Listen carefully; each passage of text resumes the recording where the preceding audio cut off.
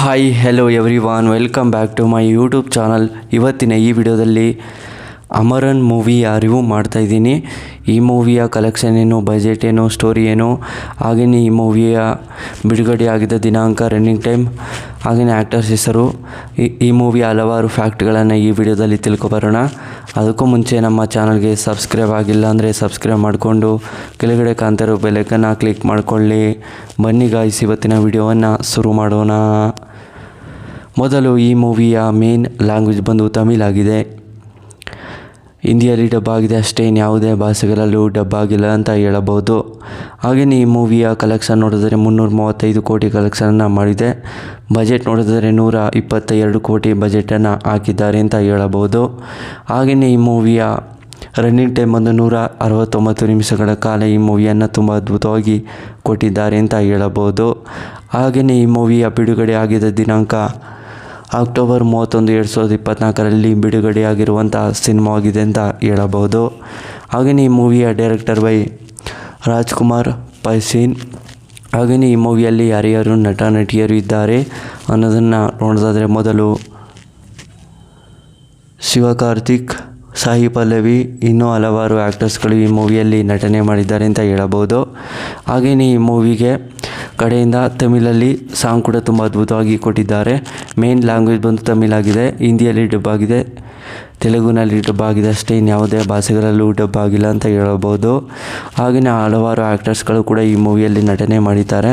ಹಾಗೆಯೇ ಆಡಿಯನ್ಸ್ಗಳು ಕೂಡ ಸಿಕ್ಕಾಪಟ್ಟೆ ಇಷ್ಟಪಡುವಂಥ ಸಿನಿಮಾವಾಗಿದೆ ಅಂತ ಹೇಳಬಹುದು. ಹಾಗೆಯೇ ಈ ಮೂವಿಗೆ ಸಾಯಿ ಪಲ್ಲವಿ ಅವರು ಕೂಡ ಈ ಮೂವಿಯಲ್ಲಿ ಹೀರೋಯಿನ್ ಕ್ಯಾರೆಕ್ಟರ್ನ ಪ್ಲೇ ಮಾಡಿದ್ದು ತುಂಬ ಅದ್ಭುತವಾಗಿ ನಟನೆ ಮಾಡಿದ್ದಾರೆ ಅಂತ ಹೇಳಬಹುದು. ಶಿವಕಾರ್ತಿಕ್ ಅವರು ಹೀರೋ ಕ್ಯಾರೆಕ್ಟರ್ನ ಪ್ಲೇ ಮಾಡಿದ್ದು ತುಂಬ ಅದ್ಭುತವಾಗಿ ನಟನೆ ಮಾಡಿದ್ದಾರೆ ಅಂತ ಹೇಳಬಹುದು. ಹಾಗೆಯೇ ಆಡಿಯನ್ಸ್ಗಳು ಕೂಡ ಸಿಕ್ಕಾಪಟ್ಟೆ ಇಷ್ಟಪಡುವಂಥ ಸಿನಿಮಾವಾಗಿದೆ ಅಂತ ಹೇಳಬಹುದು. ಹಾಗೆಯೇ ಈ ಮೂವಿಯ ಒಂದನೇ ಸ್ಟೋರಿ ಹೇಳಿದರೆ, ಅಮರನ್ ಅನ್ನೋ ವ್ಯಕ್ತಿ ಇರ್ತಾರೆ. ಅಮರನ್ಗೆ ಅವರಿಗೆ ತಂದೆ ತಾಯಿ ಇರ್ತಾರೆ. ಮತ್ತು ಅವರು ಕಾಲೇಜ್ ಹೋಗೋ ಸಂದರ್ಭದಲ್ಲಿ ಅವರಿಗೆ ಕ್ಲಾಸ್ಮೇಟ್ ಇರ್ತಾರೆ. ಅವರು ಒಂದು ಹುಡುಗಿನ ತುಂಬ ಪ್ರೀತಿಸ್ತಾ ಇರ್ತಾರೆ ಅಂತಲೇ ಹೇಳ್ಬೋದು. ಅವಳು ಒಂದು ಮಲಯಾಳಂ ಹುಡುಗಿ. ಅದರಿಂದ ಅಮರನ್ಗೆ ತುಂಬ ಬೇಜಾರನ್ನು ಮಾಡ್ಕೊತಾನೆ. ಯಾಕೆಂದರೆ ಅವರು ಕೂಡ ಆ ಹುಡುಗಿ ತುಂಬ ಬೇಜಾರನ್ನು ಮಾಡ್ಕೊಂಡಿರ್ತಾನೆ. ನನಗೆ ಯಾರೂ ಫ್ರೆಂಡ್ಸ್ ಇರೋದಿಲ್ಲ, ಯಾರೂ ಕೂಡ ನನಗೆ ಡ್ಯಾನ್ಸ್ ಪ್ರಾಕ್ಟೀಸನ್ನು ಹೇಳ್ಕೊಡೋದಿಲ್ಲ ಅಂತ.